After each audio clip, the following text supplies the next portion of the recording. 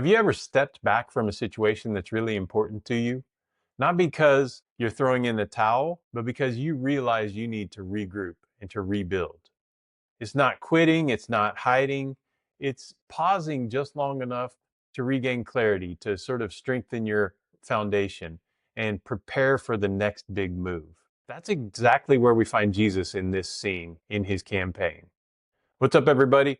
I'm Tyson Putthoff, and this is scene 10 of the JesusX30 challenge. Up until now, Jesus has been making waves in Jerusalem. He's been healing on the Sabbath, claiming divine authority, confronting the religious establishment during Passover. His actions have really stirred excitement among the crowds and also stirred hostility among the leaders who oppose him. And when I say hostility, I don't mean snide remarks and gossip. I mean people actively trying to figure out how to kill him by this point. So he leaves Jerusalem and he heads back to the Galilee. And we need to understand this is not an escape. This is a calculated move. Remember, Jesus uses people and time and resources strategically, but he also uses geography strategically. And that's what he's doing here. He understands that revolutions don't survive on adrenaline alone. Okay, adrenaline burns hot, but it burns out. Movements that need more time to grow, and they need more than an excited crowd. They need leaders, they need training, they need organization, they need strategy for sustainability. Sometimes you have to regroup. And in the Galilee, Jesus begins to do exactly that. So it's spring of 28 AD. It's a beautiful season in the Galilee. So we've got fishing villages surrounding the shores, Capernaum, Bethsaida, Magdala, Gennesaret, narrow dirt paths wind between them, and they carry traders and farmers and fishermen and travelers from as far as Damascus or Tyre. So the Galilee is a crossroads. The Via Maris, the way of the sea, runs along the western shore, and this connects Egypt in the southwest to Syria in the north and on up to the north and to the east. Roman patrols occasionally pass through, but this is no fortress city like Jerusalem. So the watchful eyes of the Sanhedrin and the authorities and the elites, they're still miles away down south. And this distance matters, as we've talked before. Out here up north, Jesus has room to breathe. He has room to teach without constant interruption from the authorities, to gather people who are curious and hungry for something new.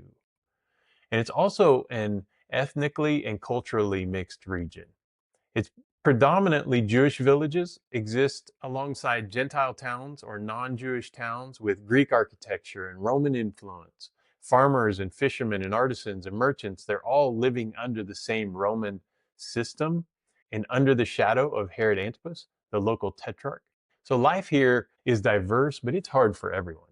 Taxes are high, opportunities for social advancement are limited. The hope for deliverance, whether that's spiritual or political or social or economic or all of the above, it's really strong at this point in this region. In other words, it's fertile ground for a message about the kingdom of God. And Mark tells us on one Sabbath, Jesus enters a synagogue, common practice for Jesus to do. Synagogues in the first century weren't so much like modern churches. They were multi-purpose spaces used for prayer and teaching and legal discussions and community gatherings. And if you can picture a rectangular stone building with a flat roof, benches along the walls, and sort of this open space in the center where scripture could be read and discussed and issues could be debated. Inside this particular synagogue is a man with a withered hand, probably a long-term disability, maybe the result of an injury or a disease. And this is tough. For a manual laborer in the Galilee, this type of injury basically could mean, and likely did mean, economic ruin. If you don't have full body strength and capabilities, they don't just go and put you in an office job. This is an agrarian society, and most people had to work physically to earn a living. Also in this synagogue setting are religious leaders, probably Pharisees, watching Jesus closely. And they're not watching him out of curiosity at this point, but in the hopes that he's going to heal the man and in their eyes break the Sabbath. And their understanding of Sabbath law prohibited work of any kind except to save a life. Healing this man in his hand, it's something that could wait till the next day. It's a long-term disability, so he's not in a rush to be healed. So he didn't qualify for that life-saving care on the Sabbath. Jesus doesn't avoid the confrontation. He makes it public. He calls the man to stand in front of everyone. He shifts his eyes to the center. And then he asks the question that I think really cuts through all of their legal calculations. Mark 3, is it lawful to do good on the Sabbath or to do evil? To save a life or to kill? And the silence is telling. So in the Levitical code, the Sabbath was a gift. It was a rest for the whole community, even for servants and animals. But by the first century, there had been a lot of interpretive layers placed around it to make sure that nobody even came close to breaking the Sabbath. And Jesus's question kind of exposes the absurdity of a lot of these layers. They're trying to protect holiness. But he's basically saying if the Sabbath is meant for life and restoration, how could healing be a violation of that? Even if it's not a life-saving healing. Though in the case of this man, it is a life-restoring healing. And when no one answers, Jesus tells the man, stretch out your hand. He does, and it's instantly restored. No touch, no magic potions, just restored to wholeness. And so this act pushes the opposition from suspicion to outright conspiracy. Mark 3:6 says that they went out and immediately began conspiring, get this, how they might destroy him, how they might destroy Jesus. And the Greek term here that Mark uses is fascinating. It's literally the word to destroy, to annihilate. So this is no longer a theological disagreement. This is open hostility to Jesus. So Jesus's opponents aren't just out to dispute him, right? They're out to erase him from the earth and to stomp out the growing influence he's begun to have by this point, because they know that there's something different about him and his messianic campaign from all the others who've come and made these claims in this same region many times before. So Jesus leaves the synagogue and he heads to the shore of the Sea of Galilee. And again, this isn't running away, it's redirecting the battlefield. On the open shoreline, Jesus is beyond the Pharisees' control, and the crowds begin to pour in, not just from the local villages, but from far off regions, from Judea and Jerusalem and Idumea in the south, across the Jordan, and even from the Phoenician coast up north, Tyre and Sidon. So you can imagine the scene. People are arriving dusty and tired from days of travel, and they're carrying sick relatives on makeshift stretchers, and they're leading those without sight by hand, helping those who can't walk and can't travel physically. They're helping them along. And others come not for healing, but just to hear this teacher they've heard these rumors about, the one who speaks with this unique type of authority, unlike any of the teachers they've heard. And the crowd is so large that Jesus has his disciples prepare a small boat. But this isn't for fishing. This is as basically a floating platform. He's pushed far enough out into the shore where he can teach without being basically pushed into the water by these crowds. And this is a practical way of controlling the crowd, but it's also a symbolic shift, I think. The synagogue may have rejected him, but the open water and the open air, they've become his new pulpit, his new campaign platform. From this growing community of followers, Jesus goes up on the mountainside, a place of revelation in Israel's history. Mountains were where God met Moses in Exodus 19, where Elijah heard the whisper in 1 Kings 19. In the Gospels, mountain settings often mark turning points. They're drum rolls for something big that's about to happen. The mountains in these regions are also where revolutionaries would have banded together because they were off the grid, and then they would have formulated their attacks to come down and try to launch a violent revolt. So here Jesus goes up to the mountain and he formally appoints 12 men. This is the formal appointing of the 12. And of course, the number 12, it's not an accident in Hebrew scriptures, in ancient Israelite thinking. Israel consisted of 12 tribes descended from the sons of Jacob. By choosing 12 apostles, Jesus is kind of enacting a symbolic reconstitution of God's people. not along genealogical lines at this point, but through allegiance to him and his message. Notice the list of disciples. It's fascinating. You got Simon Peter and his brother Andrew, who are fishermen. You've got James and John, also fishermen, nicknamed the Sons of Thunder. You've got Philip and Bartholomew. Got Matthew, who's a tax collector and viewed as a collaborator with Rome. Thomas, who's later famous for, remember Thomas? We call him Doubting Thomas. James, son of Alphaeus, and Thaddeus, also called Judas, son of James. You've got Simon the Zealot, a political revolutionary.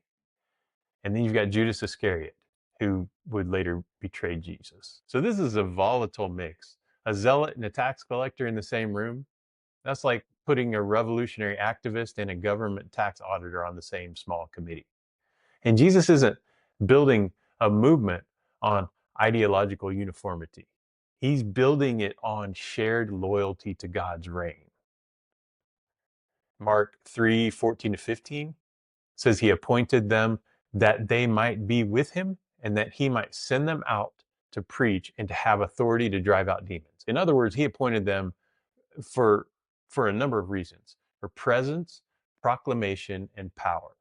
Okay, presence, they've first got to learn from being with Jesus. Proclamation, they're going to go and spread the message. And they're not just preaching sermons, they're preaching the arrival of a new empire, a new kingdom. And power, they're going to demonstrate the presence and reality of this kingdom through acts of liberation in the spiritual realm, by delivering demons, by healing. This is the infrastructure stage of Jesus's revolution, okay? The 12 are going to be the foundation on which the rest of the movement is built. So when we see all of this together, these moves, healing on the Sabbath, shifting to open spaces, appointing the 12, these aren't disconnected events. They're steps in a deliberate campaign strategy. And Jesus understands this. And again, this is why Jesus's retreat is not an accident. It's not an escape.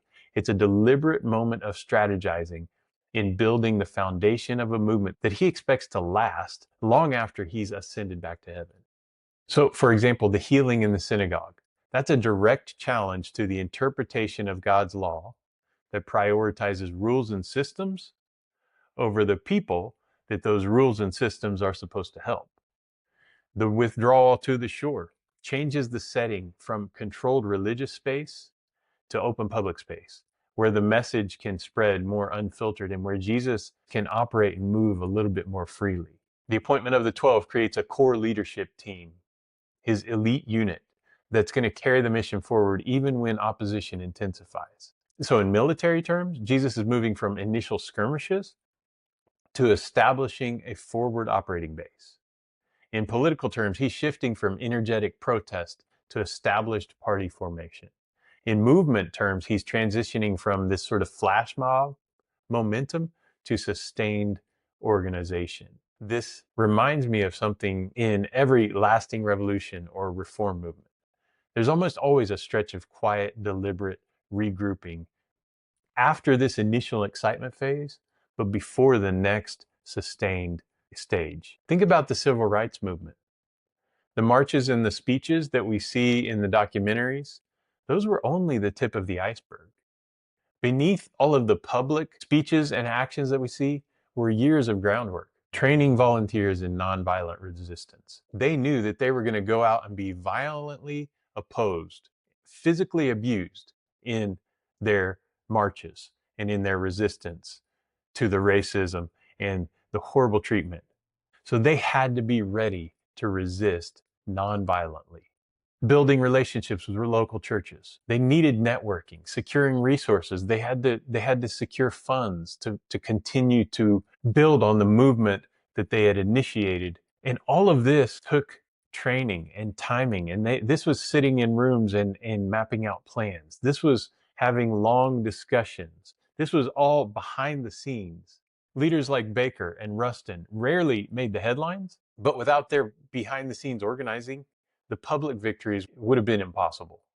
And that season, that wasn't a season of retreat. It was a season of preparation and construction. I mean, we think about Nelson Mandela. Before he became this sort of global symbol of post-apartheid South Africa, he spent 27 years in prison. And to the outside world, that looked like defeat. But in those long and hidden decades, Nelson Mandela was reading and thinking and mentoring younger activists who cycled through the prison system. He was building credibility and moral authority so that when he finally emerged, he was ready to lead a deeply divided nation toward reconciliation. His prison cell became a sort of a Galilee, a place away from the front lines where deep necessary a place away from the front lines where deep necessary preparation could take place. And that's exactly what's happening in the Galilee. Jesus is creating the conditions for his mission to survive what's coming. He knows it's going to face continued opposition, and he's preparing for that. And a key part of that is the 12. The Gospels give us the names in a quick list, but if you slow down, you can see the deliberate diversity Jesus chose. Simon Peter was bold, impulsive, the kind of man you want in front when you're rallying a crowd, but who needed coaching in how to be patient and humble. His brother Andrew was quieter but steadier, the one who kept bringing others to meet Jesus. Remember that? James and John, the sons of thunder, they were passionate and intense and sometimes too intense, but they were fiercely loyal. Philip thought in practical terms, calculating loaves and fish. Bartholomew or Nathaniel came with a reputation for honesty. Matthew, the tax collector, knew the machinery of Roman power from the inside and also knew the stigma of working for the empire. Thomas was cautious, skeptical, unwilling to leap until the evidence was solid. James, son of Alphaeus, and Thaddeus are almost silent in the record, but their quiet presence mattered as well. Simon the Zealot once believed the only way forward was violent revolt. Now he sat across the campfire from Matthew, who had once collected taxes for the same empire that Simon hated and had previously wanted to violently rebel against. And then there was Judas Iscariot, who handled the group's money and whose betrayal would become infamous. This is a volatile mix, as I said before. Fishermen, radicals, bureaucrats, dreamers, skeptics, fighters. But as we've seen a number of times in previous scenes, this is also a microcosm of the kingdom Jesus was announcing. Different stories, different politics, different temperaments, all brought together into one mission. If the movement was going to survive and to reach across divides, it had to start with a leadership team that embodied that diversity and unity from day one.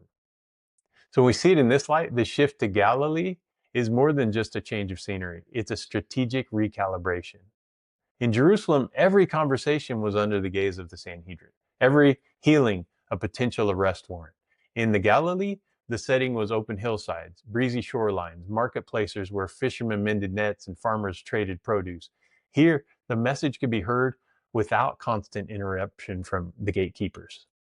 Here, the disciples could be trained to not only in what Jesus said, but in how to carry themselves, how to respond under pressure, how to trust God when the crowds turned hostile. Maybe you've been in a season like that yourself. A season I'd call your Galilee season. It's not glamorous, it's not public, it's mundane. It's not just boring, but it really seems like you're just sort of spinning your wheels. You feel like you've been sidelined or that your momentum has stalled. But what if it isn't exile? What if it's not that God has led you to a place and then dropped you off and driven away? What if this is a scene of preparation for you?